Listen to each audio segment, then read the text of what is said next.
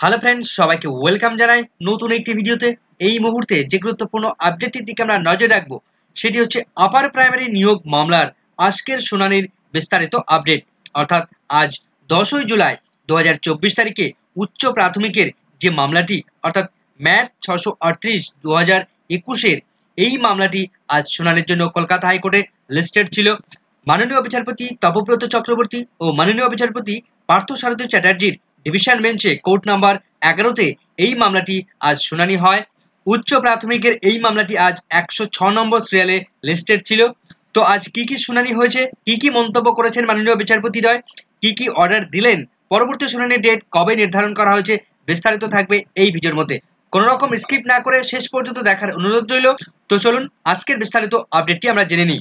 তো upper primary নিয়োগ মামলায় আজকের শুনানিতে স্কুল সার্ভিস কমিশনের পক্ষ থেকে প্রেজেন্ট ছিলেন সুতনু পাত্র মহাশয়। অন্যদিকে পিটিশনারদের পক্ষ থেকে ভিডিও কনফারেন্সে ছিলেন বিকাশ রঞ্জন ভট্টাচার্য মহাশয়।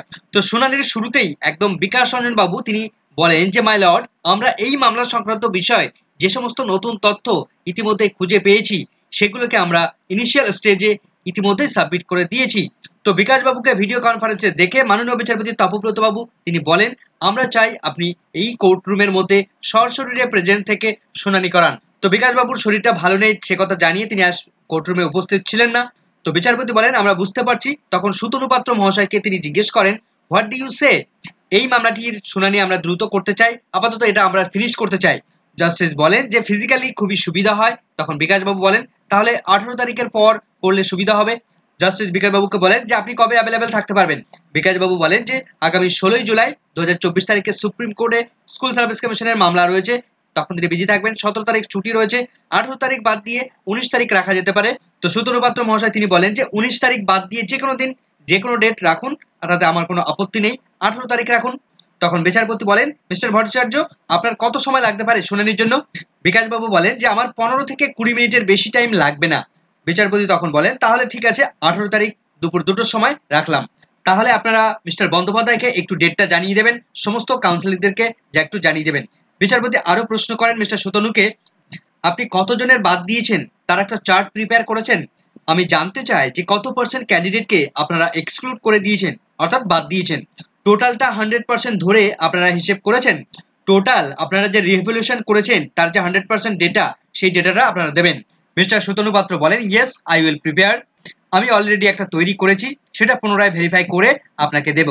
বিচারপতি এরপর বলেন, তাহলে আপনারা 1463 জন ক্যান্ডিডেটকে আপনারা তাহলে এক্সক্লুড করে দিয়েছেন বা বাদ দিয়েছেন? সুতনুবাবু বলেন, ইয়েস মাই লর্ড।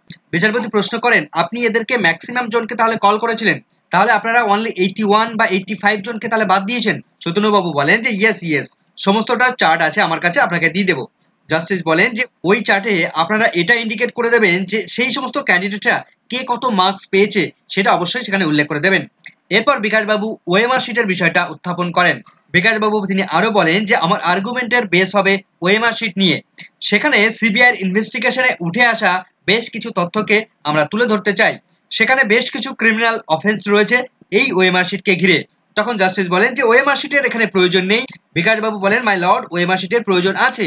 সুতনু পাত্র স্কুল সার্ভিস কমিশনের পক্ষ থেকে তিনি বলেন যে যে চার্ট তার কাছে আছে সেখানে শুধুমাত্র 84 জনের নাম আছে তাই নয়, তার সঙ্গে সঙ্গে 559 জন ক্যান্ডিডেটের আরেকটি চার্ট তার কাছে প্রিপেয়ার হয়ে রয়েছে, সেটা তিনি পরের দিন সাবমিট করে দেবেন। তো সেই সময় আরেকজন লয়ার তিনি কিছু বলার চেষ্টা করছিলেন। তো এরপর জাস্টিস বলেন যে সমস্ত কাউন্সিলকে তাহলে 18 তারিখ প্রেজেন্ট থাকতে অবশ্যই বলবেন। পরবর্তী দিন নির্ধারণ করা হয়েছে 18 তারিখ দুপুর 2টোর সময়। এরপর বিকাশবাবু আরো একটি ভয়ানক তথ্য তুলে ধরার চেষ্টা করেন। তিনি বলেন যে স্কুল সার্ভিস কমিশন বেশ কিছু ইললিগ্যাল অ্যাপয়েন্টমেন্টস প্রদান করেছে, যেটা খুবই বিপজ্জনক হয়ে দাঁড়িয়েছে।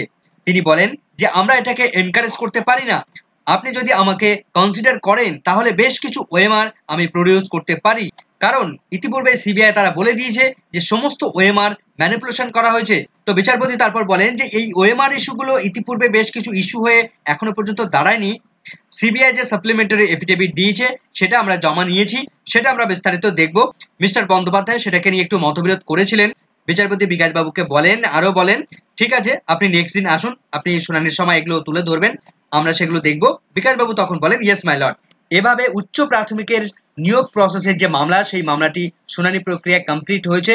মাননীয় বিচারপতিরা তারা কিন্তু আজ শুনানি করাতে চেয়েছিলেন, দীর্ঘ শুনানি করাতে চেয়েছিলেন, কিন্তু বিকাশবাবু তিনি আজ সরাসরি প্রেজেন্ট ছিলেন না, যে কারণে বাধা হয়ে দাঁড়িয়েছে। বিকাশবাবুর শরীর ভালো না থাকায় তিনি আজ ভিসিতে ছিলেন, কিন্তু মাননীয় বিচারপতিরা সরাসরি প্রেজেন্ট থেকে বিস্তারিত শুনানি করানোর জন্য তাকে বলেন। তো পরবর্তী শুনানির ডেট 18 তারিখ রাখা হয়েছে। সেদিন দুপুর 2টোর সময় এই আপার প্রাইমারি মামলাটি আবার উঠতে চলেছে কলকাতা হাইকোর্টের ডিভিশন বেঞ্চে। তো দেখা যাক সেদিন কি আপডেট উঠে আসে, সেদিকে আমাদের নজর থাকবে। আপাতত পরবর্তী আপডেট পেলে অবশ্যই আপনাদের সঙ্গে শেয়ার করবো। আপাতত এই ভিডিওটি ভালো লাগলে অবশ্যই একটু লাইক এবং কমেন্ট করে যাবেন। ভিডিওটি সম্পূর্ণ দেখার জন্য সকলকে ধন্যবাদ।